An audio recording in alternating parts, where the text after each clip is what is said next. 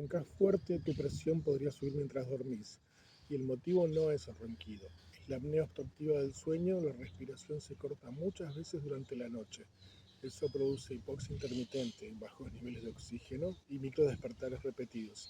El cuerpo activa el sistema nervioso simpático, sube la adrenalina, se contraen las arterias y la presión arterial aumenta. Por eso, en algunos pacientes, la hipertensión empieza en la apnea del sueño. Soy Martín, médico de emergencias, medicina clara para sesiones importantes.